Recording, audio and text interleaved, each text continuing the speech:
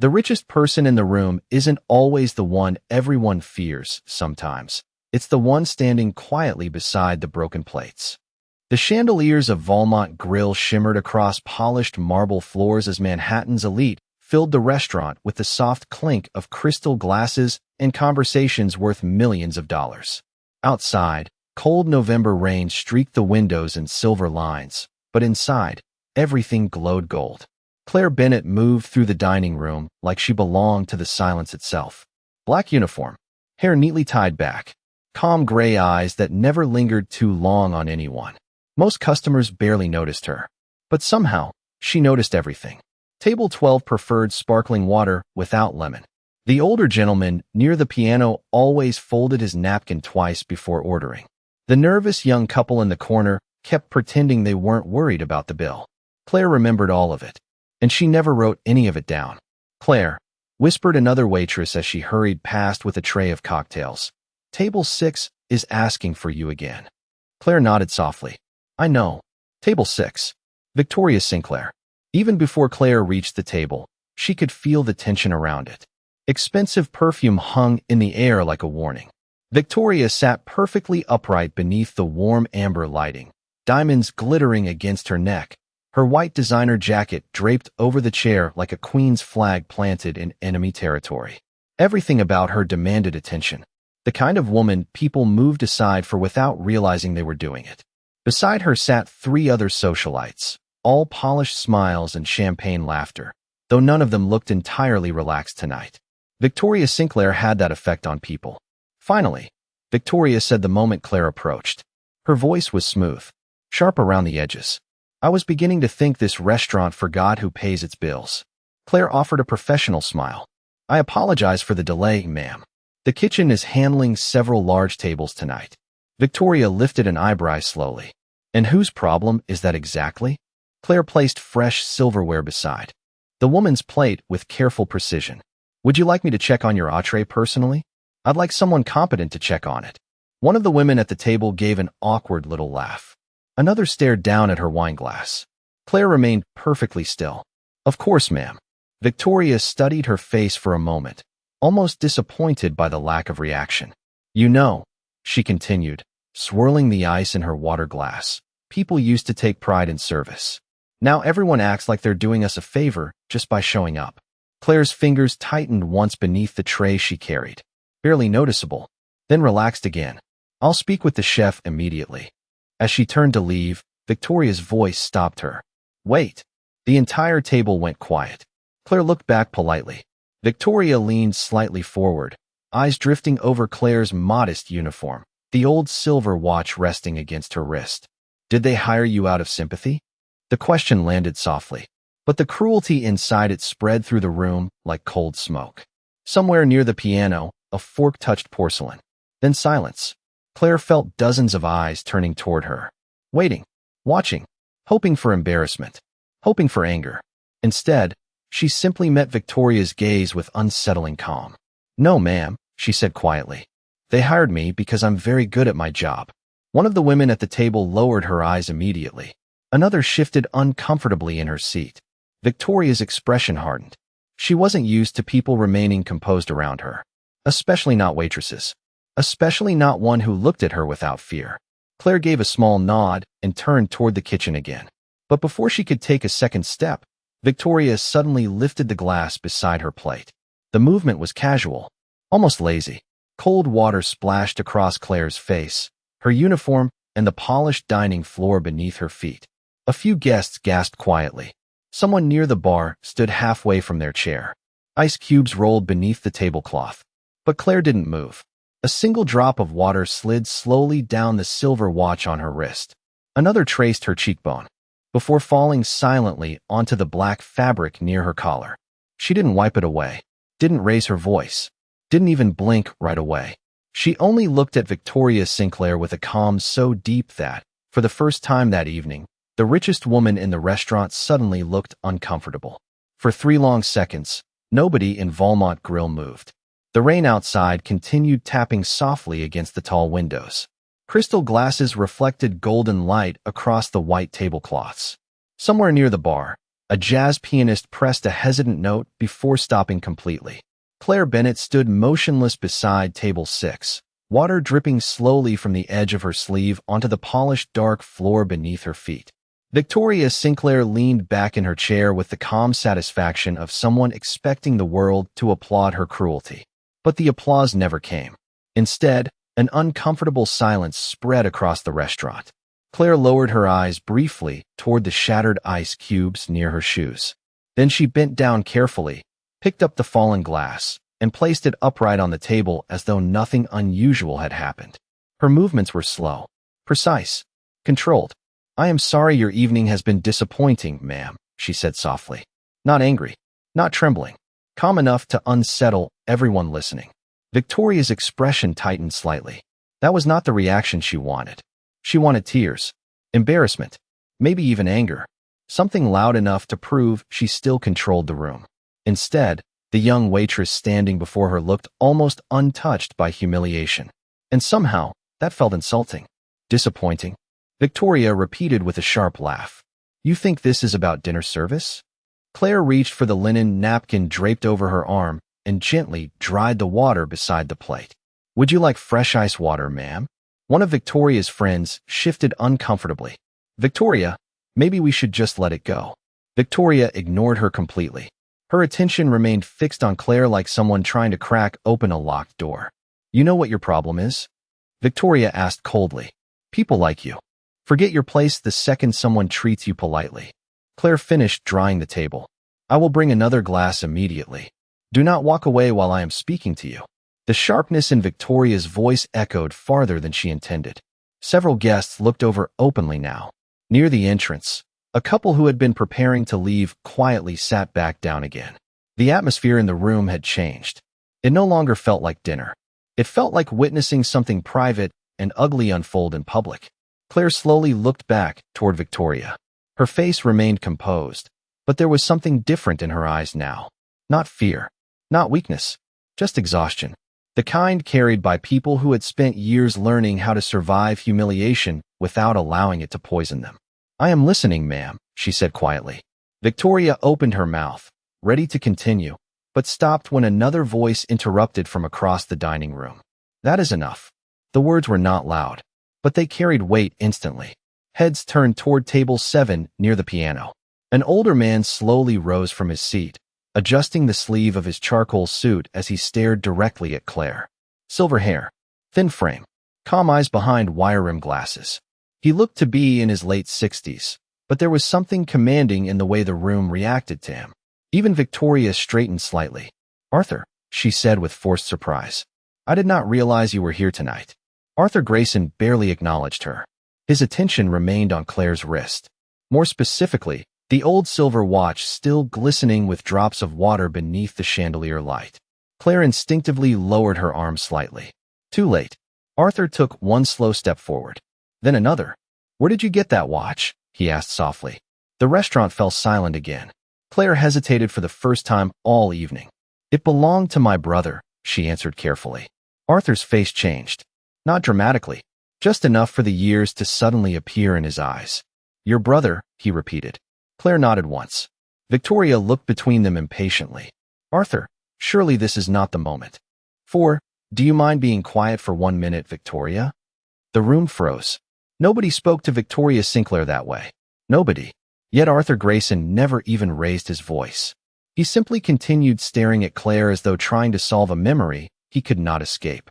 5 years ago," he said slowly, "a young attorney stood beside my daughter in a hospital hallway at 3 in the morning after everyone else had walked away from her." Claire's fingers tightened faintly around the wet napkin. Arthur continued. "That attorney wore the same watch." A quiet murmur spread through the room. Victoria blinked in confusion. "Attorney?" Arthur looked directly at her now. "Yes, Victoria. Attorney." Claire lowered her gaze briefly, almost as if she wished the marble floor would swallow the conversation whole. But it was too late now. Too many people were listening. Too many eyes had shifted from pity to curiosity. Arthur's expression softened as he looked back at Claire. "Claire Bennett," he said quietly. "I knew I recognized you." And for the first time since the water hit her face, Claire Bennett looked like she wanted to disappear. The rain outside grew heavier, washing silver streams down the tall glass windows of Valmont Grill, while the silence inside the restaurant deepened into something almost fragile. Claire Bennett stood beside table 6 with the damp linen napkin still folded carefully in her hands. Across from her, Victoria Sinclair no longer looked angry. She looked uncertain. And uncertainty was not an emotion people associated with women like her. Arthur Grayson remained standing near the piano, his attention fixed entirely on Claire as though the rest of the room had disappeared. "You vanished," he said quietly. Claire lowered her eyes for a brief moment. Life changed. Arthur gave a slow nod, understanding more than she had actually said. 5 years earlier, Arthur Grayson's daughter had become the center of every financial headline in New York after a disastrous corporate scandal nearly destroyed their family name. Reporters surrounded hospitals. Investors abandoned them overnight. Friends disappeared faster than money. But one young attorney had stayed. Claire Bennett, the youngest associate at a prestigious Manhattan law firm. Brilliant, quiet, relentlessly prepared. Arthur still remembered walking through a hospital corridor at nearly 4 in the morning and finding Claire sitting beside his daughter with 2 untouched cups of vending machine coffee growing cold between them. She had not spoken about legal strategy first. She had spoken about dignity, about surviving public humiliation without becoming cruel in return. Arthur never forgot that conversation. Neither had his daughter. "You represented Grayson Capital?" One of the guests whispered from another table. Another voice answered quietly, "Claire Bennett, the attorney from Holloway and Pierce." The murmurs spread softly through the dining room like wind through curtains. Claire remained perfectly still as the attention shifted around her. She hated attention. Always had. Victoria looked from Arthur to Claire with growing disbelief. "You are telling me this waitress was a corporate attorney?" The word waitress sounded different now, less confident. Arthur turned slowly toward Victoria. "One of the finest young attorneys I have ever met." Victoria blinked once, caught off guard by the certainty in his voice. "Then why is she serving tables?" Nobody answered immediately. Even Claire stayed silent. The pianist near the corner quietly resumed playing soft jazz notes, almost as if the restaurant itself needed help breathing again. Arthur looked back toward Claire, his expression gentler now. "I heard about your brother," he said softly. A flicker crossed Claire's face before disappearing again. "Pain. Old and carefully buried." "I am sorry," Arthur continued. "I wanted to call after the funeral, but by the time I found your number, you had already left the firm." Claire nodded faintly. It was a long time ago. But grief did not care about time. Sometimes it simply learned how to sit quietly inside people without being noticed. Victoria shifted uncomfortably in her chair. The confidence she wore so naturally earlier now seemed forced, like expensive jewelry that suddenly felt too heavy. "I still do not understand," she said carefully. "Someone with your education could work anywhere." Claire finally looked at her directly again. Calm, exhausted, honest. "Not everyone measures success the same way, ma'am." Victoria opened her mouth to respond, then stopped.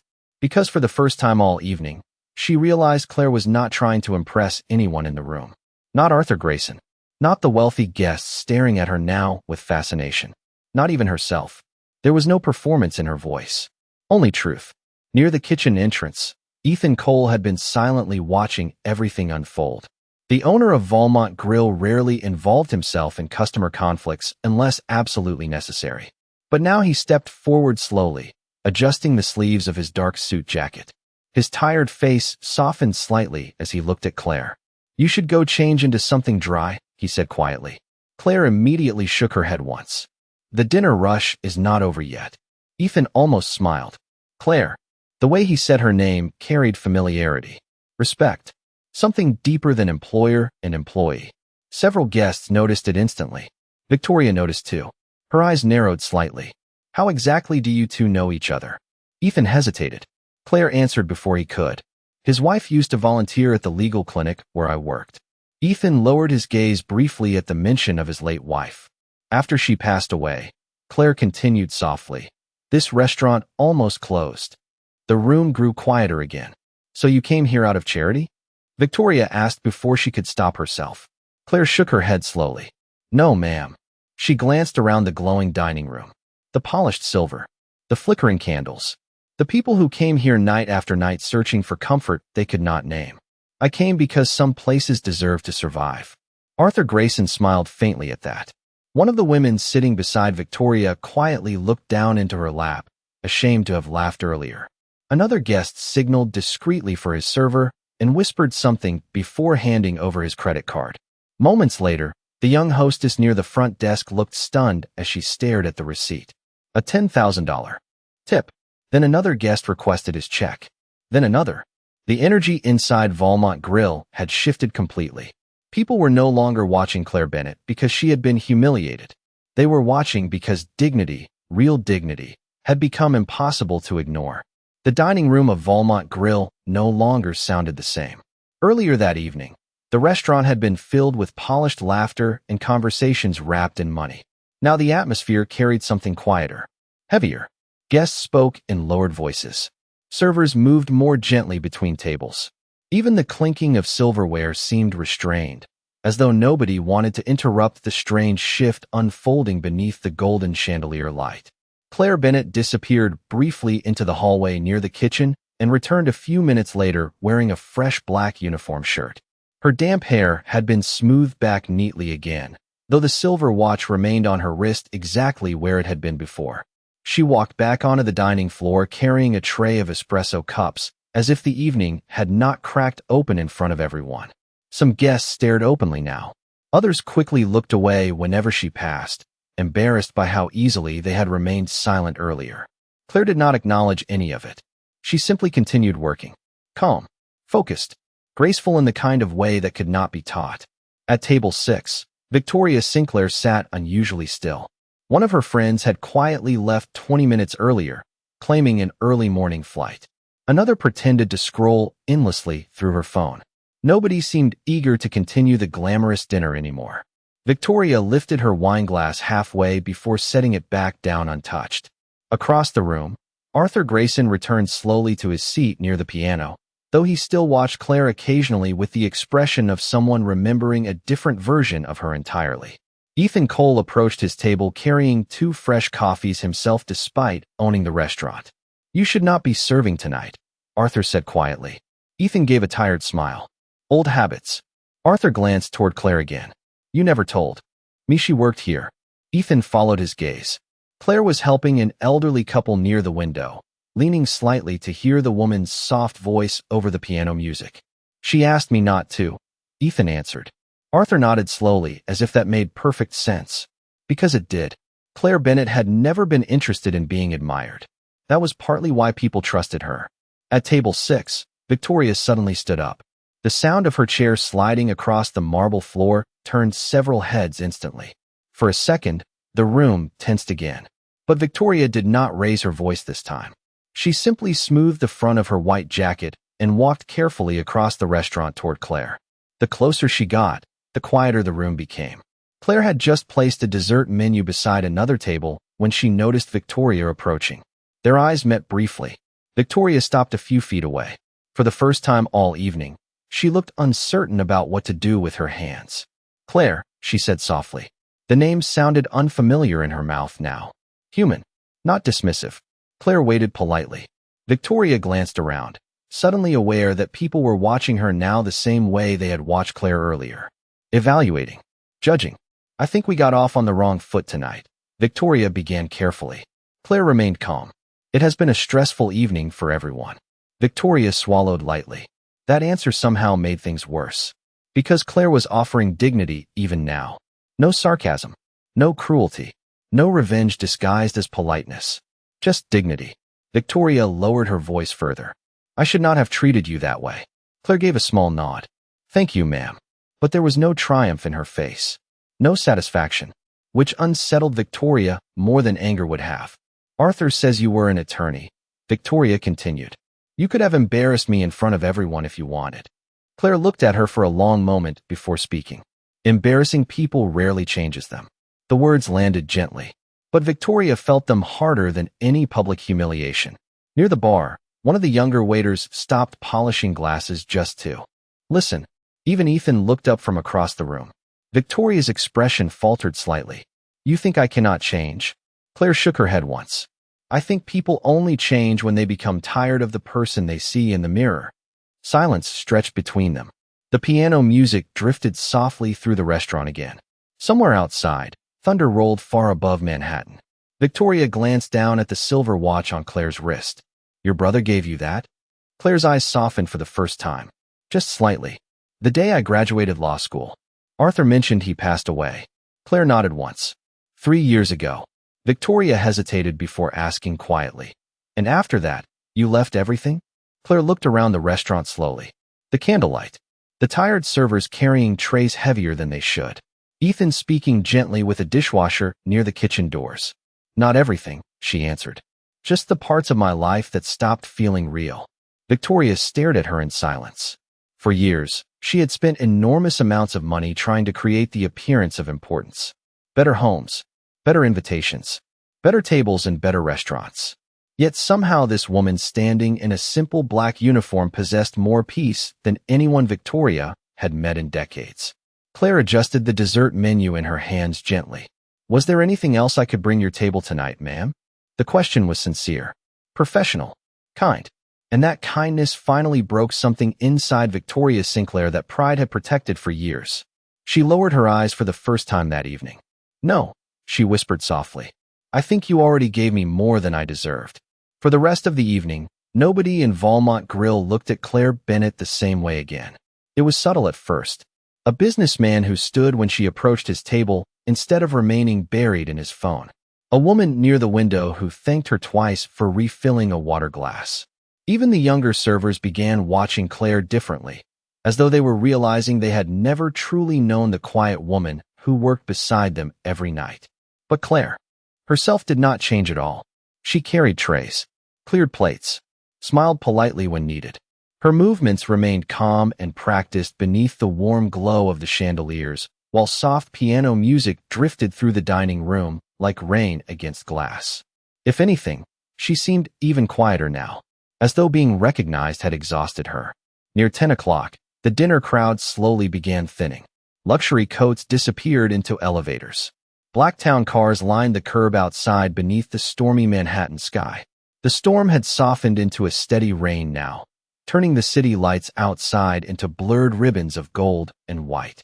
Ethan Cole stood near the host station reviewing receipts when his young hostess approached him with wide eyes. Mr. Cole, she whispered, you need to see this. Ethan adjusted his glasses and looked down at the final receipt from table 7. Arthur Grayson had left a $50,000 tip beneath a short handwritten note. For the people who still remember what dignity looks like. Ethan stared at the paper for several silent seconds. Then he folded it carefully without speaking. Across the room, Claire was wiping down an empty table near the piano. She had no idea yet. Or perhaps she did. Claire seemed to understand people better than most. Victoria Sinclair remained seated alone at table 6 long after her friends had left. Her untouched wine sat beside flickering candlelight while she watched Claire move quietly through the restaurant.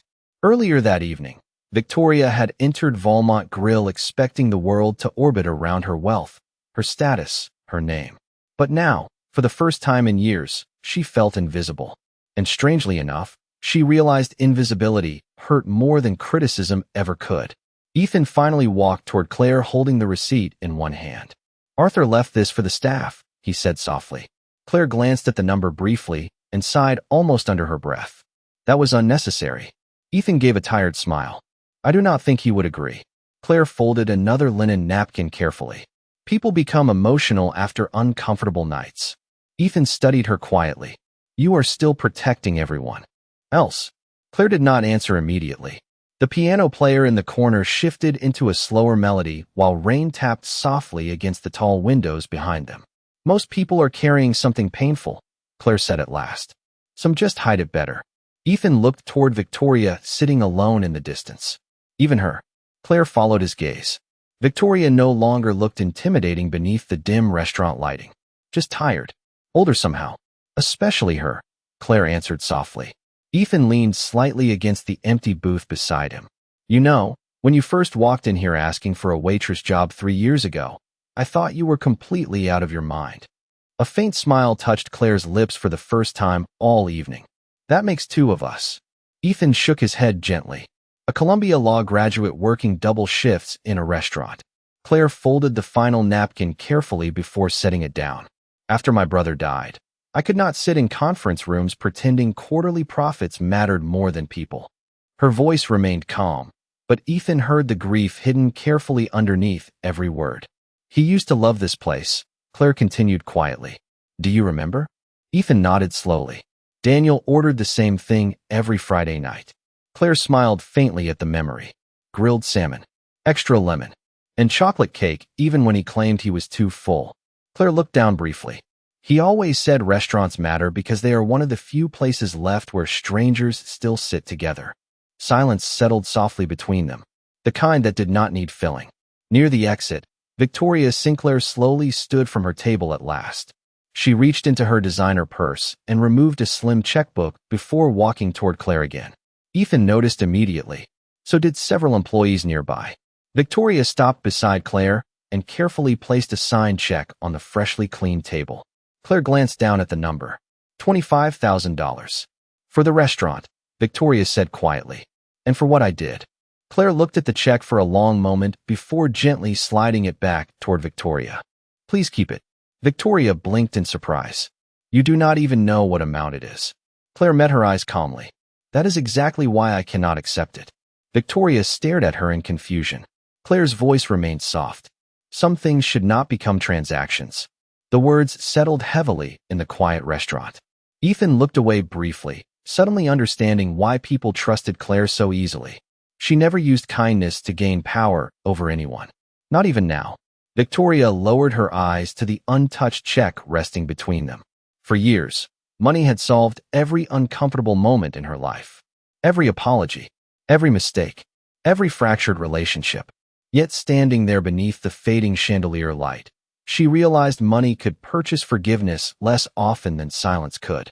Claire picked up the empty candle holder from the table beside them and spoke gently. Go home, Mrs. Sinclair. Victoria looked up slowly. Claire offered a small, tired smile. It is late. And somehow, those three simple words carried more grace than Victoria believed she deserved. By 11:30, Valmont Grill had almost emptied completely. The soft glow of the chandeliers reflected across polished tables now cleared of wine glasses and dessert plates, while the final notes from the piano drifted through the quiet restaurant, like smoke fading into the ceiling. Outside, Manhattan shimmered beneath rain-soaked streets and blurred taxi lights. Claire Bennett stood near the service station rolling silverware into fresh linen napkins with the same calm precision she used every night. If the evening had shaken her, she refused to let it show. Yet something about the silence around her felt different now. Not uncomfortable. Respectful. The younger servers no longer rushed carelessly past her. They slowed down near her. Listened when she spoke. Watched the way she moved through stressful moments without hardening. Even the kitchen staff seemed gentler tonight. Near the front entrance, Victoria Sinclair remained standing beneath the dim coat check lights with her untouched check still folded in her hand. She should have left 20 minutes ago. Her driver had already texted, twice asking whether he should circle the block again. But Victoria could not seem to walk out the door. Not yet. She looked back toward Claire once more. The waitress who had somehow made her feel smaller without ever trying to humiliate her. Ethan noticed Victoria lingering near the entrance and quietly approached. Mrs. Sinclair, he said politely.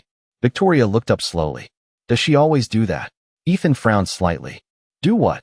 Victoria glanced toward Claire. Make people feel ashamed without saying anything cruel. Ethan looked at Claire for a long moment before answering. Claire does not try to shame people. Then why do I feel this way? Ethan gave a tired smile. Because kindness forces people to hear themselves more clearly.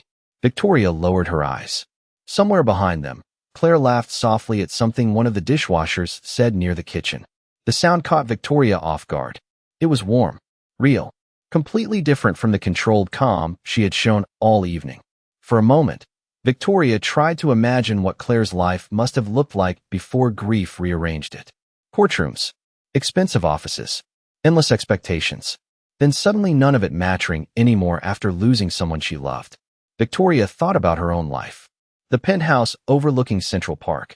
Charity galas where nobody remembered the actual cause by morning. Conversations built entirely around appearances. Somewhere along the way, She had become so afraid of losing status that she stopped noticing whether she still had a soul underneath it. Ethan quietly excused himself and returned toward the office in the back, leaving Victoria standing alone beside the rain-streaked windows. After another long moment, she finally walked slowly back across the restaurant toward Claire. Claire looked up from the silverware in her hands. "Did you forget something, ma'am?" Victoria shook her head faintly. No, her voice sounded smaller now. More honest. She stopped. Claire waited patiently. Victoria glanced down at the silver watch resting against Claire's wrist again. "What was your brother like?" The question surprised them both. Claire's hands became still. For a second, grief flickered softly through her expression before settling again. "Daniel was loud," she answered quietly.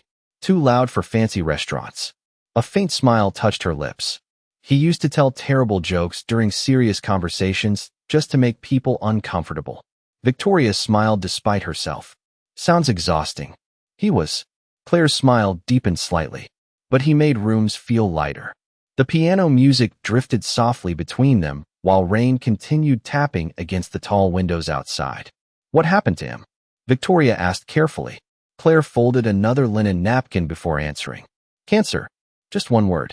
Simple. Clean. Yet heavy enough to silence the entire room around it." Victoria lowered her gaze immediately. "I am sorry." Claire nodded once. "So was he." That answer stayed suspended quietly between them. Not bitter. Just true. Victoria swallowed lightly. "And after he died, you left your law career?" Claire stared toward the empty piano for a moment. "After Daniel got sick, I spent 2 years watching people in expensive suits argue over billable hours while nurses held my brother's hand at 3 in the morning because nobody else could." Her voice remained soft, controlled, but every word carried weight. "It changes your definition of importance." Victoria felt her throat tighten unexpectedly. Claire finally looked back at her. "Most people think grief makes life feel smaller." She shook her head slightly. "Actually, it makes certain things stop mattering." Neither woman spoke for several seconds. Near the kitchen, one of the employees quietly turned off half the dining room lights, leaving the restaurant bathed in softer gold shadows. Victoria glanced around slowly at the nearly empty restaurant. "You stayed here because of Ethan?" Claire nodded. "His wife volunteered at the hospital where Daniel was treated." Her eyes softened faintly. "She sat with me the night my brother died because she knew I should not be alone." Victoria closed her eyes briefly. For years, she had attended charity dinners worth hundreds of thousands of dollars. Yet somehow this small story about a woman sitting beside someone in grief felt more meaningful than every speech she had ever applauded. Claire noticed the emotion flickering across Victoria's face and gently changed the subject. "Your driver has been waiting outside a long time." Victoria let out a quiet breath that almost sounded like a laugh. "You notice everything, do you not?" Claire shrugged lightly. "Only the important things." And somehow, hearing those words from someone who truly meant them hurt and healed Victoria Sinclair at exactly the same time. Midnight settled quietly over Manhattan by the time the last guests finally disappeared into the rain.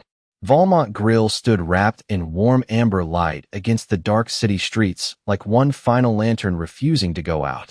Inside, the restaurant had grown almost completely silent except for the distant hum of refrigerators from the kitchen and the soft clinking of silverware being stacked for tomorrow's service.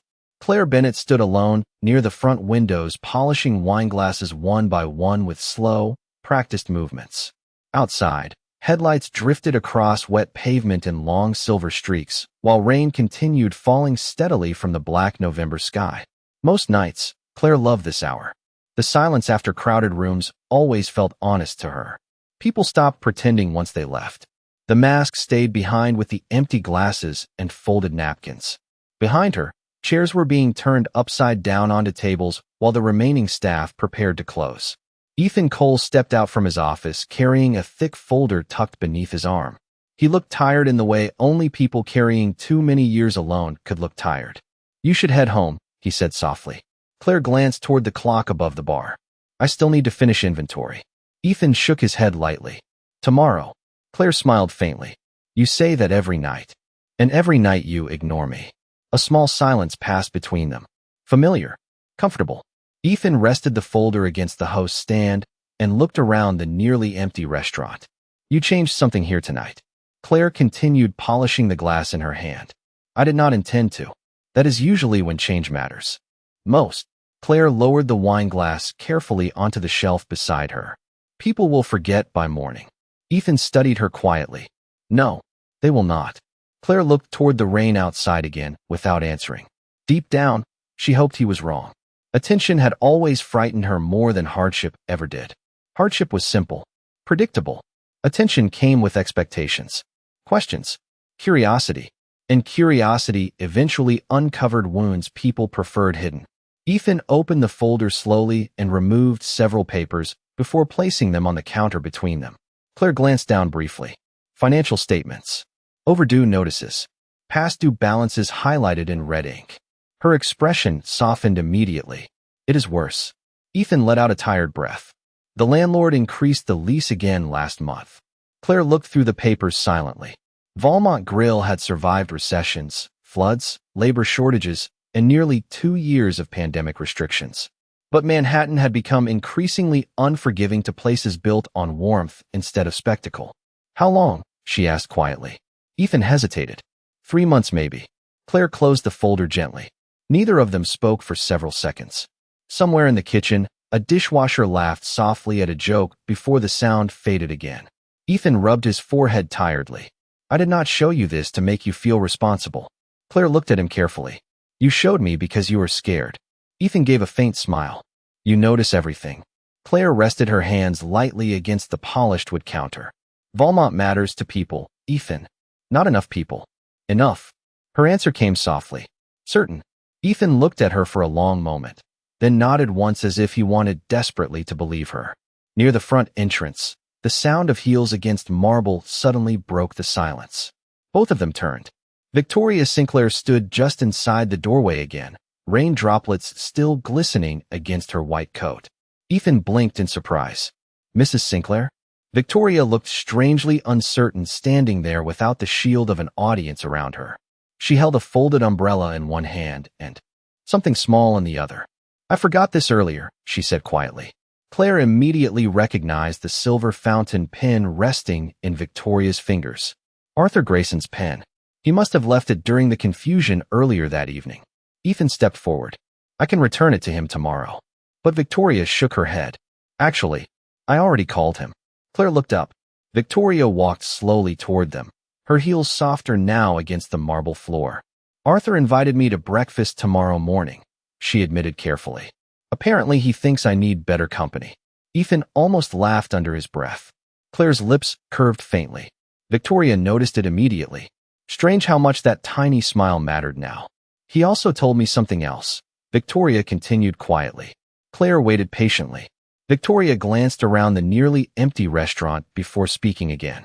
He told me this place once paid for meals anonymously during the pandemic for families who could not afford groceries. Ethan looked uncomfortable instantly. Arthur should not have mentioned that. Victoria ignored him gently. He said nobody ever found out because Claire made the staff promise not to tell anyone. Claire lowered her eyes briefly. People were hungry. Victoria stared at her in silence.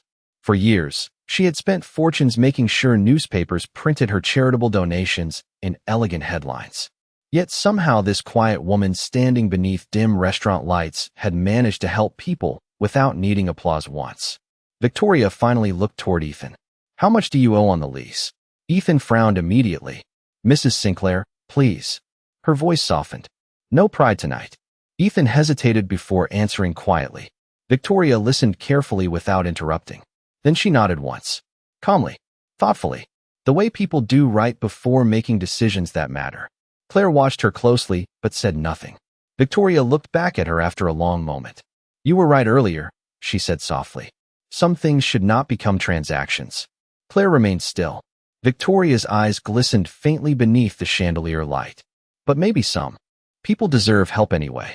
The rain finally stopped a little after midnight, leaving Manhattan washed clean beneath silver streetlights and reflections trembling across the wet pavement outside Valmont Grill. Inside the restaurant, only a few lights remained on now. Half the dining room sat in darkness while the remaining chandeliers cast soft golden pools across empty tables and polished wine glasses waiting for another day. Claire Bennett stood quietly beside the front counter, watching Victoria Sinclair with calm, unreadable eyes. Ethan remained near the host stand holding the financial folder against his chest, though his attention had shifted entirely toward Victoria now. For several long seconds, nobody spoke. The city hummed faintly outside. A distant siren. Tires moving through rainwater. The quiet rhythm of New York continuing without noticing that something important had just changed inside a nearly empty restaurant. Victoria slowly removed her gloves one finger at a time before placing them carefully beside Arthur Grayson's silver fountain pen. For most of my life, she said quietly, I believed helping people meant writing checks at charity galas while photographers stood nearby pretending not to take pictures. Ethan looked uncomfortable. Claire simply listened. Victoria glanced around the restaurant slowly. Tonight was the first time in years somebody made me realize how lonely that kind of life actually is. Claire lowered her eyes briefly, as if she understood loneliness better than most. Victoria looked back toward Ethan. How much would it take to keep this place open another year? Ethan immediately shook his head. Mrs. Sinclair, I cannot accept that kind of money from you. Why? Ethan hesitated. Because I do not want a night turning into some story about a wealthy woman buying forgiveness. Victoria absorbed the words quietly. Then, unexpectedly, she nodded. Fair. She looked down at the polished marble floor beneath her heels. I probably deserve that. Claire finally spoke softly. People are allowed to become better versions of themselves. Victoria looked up at her immediately. There was no accusation in Claire's face. No. Superiority. Just the same quiet honesty she had shown all night. Somehow that honesty hurt more than judgment ever could. Ethan let out a slow breath and rubbed the back of his neck tiredly.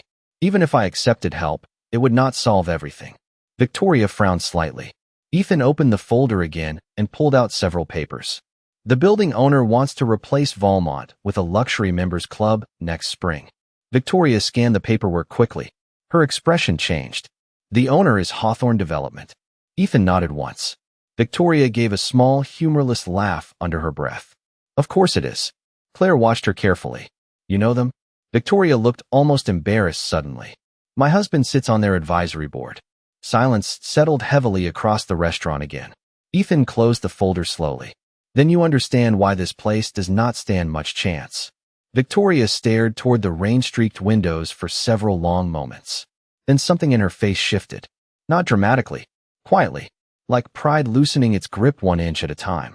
3 years ago, she said softly, my younger sister stopped speaking to me. Claire remained still. Victoria's eyes stayed fixed on the dark street outside. She told me I had become the kind of person who treated humanity like an inconvenience. Ethan said nothing. Victoria swallowed lightly before continuing. I thought she was jealous. Dramatic. Ungrateful. Her voice weakened faintly. Tonight, I realized she was probably right. Claire looked at her carefully.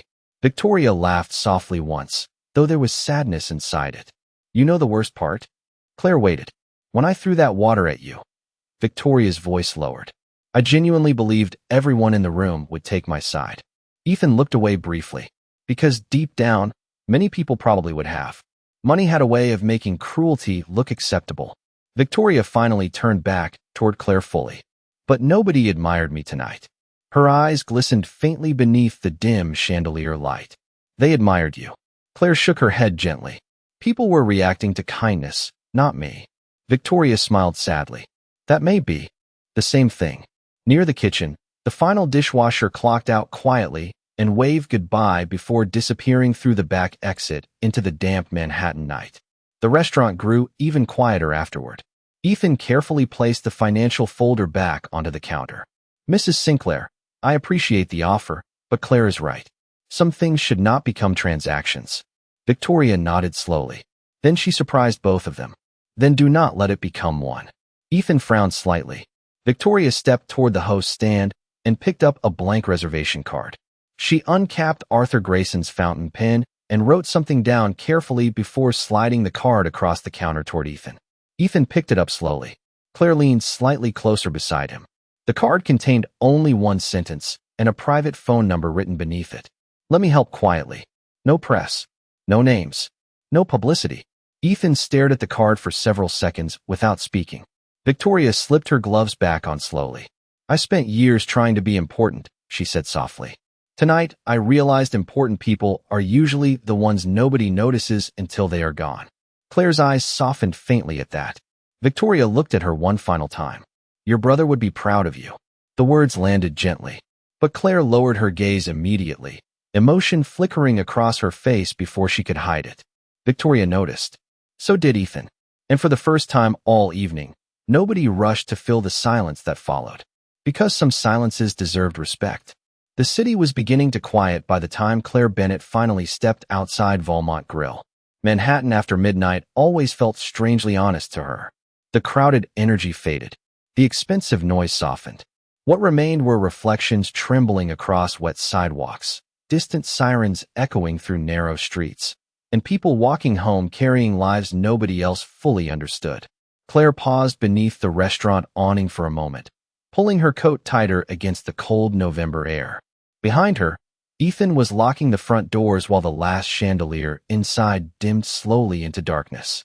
Victoria Sinclair had already left 20 minutes earlier, her black car disappearing quietly into the rain-slicked streets without headlines, without cameras, without attention.